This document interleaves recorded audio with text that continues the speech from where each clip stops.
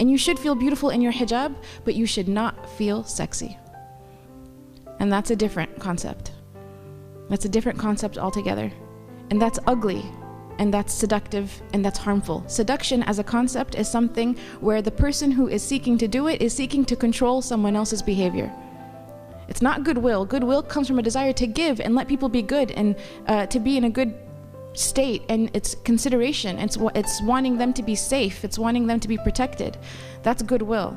Seduction is, I want this person to be affected by me in a way where I can control, that interaction. As an example, I like to use sometimes with young people is in the movie Lord of the Rings. What does the elf queen, what is it, Lady Galadriel?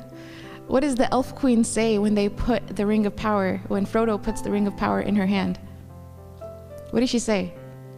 Essentially, the ring represents the voice of shaitan, right? What is for sisters, what is our enemy telling us? What is our enemy tempting us with? I want all men to look at me and despair. That is the voice of shaitan. It's seduction. And it comes from needing to have power over other people, and it is not even like a more benign intention would be that a sister just wants to get married and have a spouse. That's a benign intention. But this is, I don't even care about you, but I want you to be desperate for me. That is evil. That is quintessentially evil. And that's a society that's, again, the Western society really promotes the culture of seduction. And it promotes the seducers, that so-and-so can be this, they're so powerful because they can do this female actress or that male actor.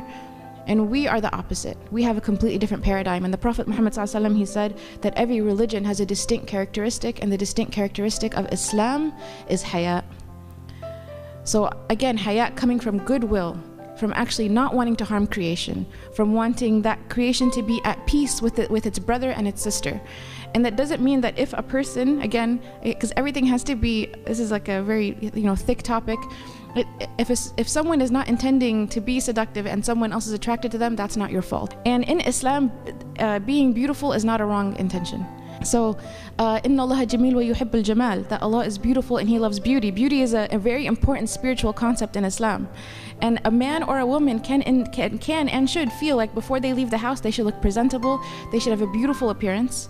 There's nothing that is wrong with this concept, but they should never intend seduction, because seduction is harm. And we have to separate the two in a society that doesn't separate the two.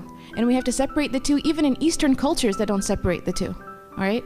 So you separate the two, in that every morning a sister, when she's wearing her clothing, she should feel beautiful. Even with hijab, even with, hijab is not about covering beauty as we call that. Hijab is redefining what beauty is. Hijab is saying, I'm going to do what is beautiful to Allah subhanahu wa ta'ala.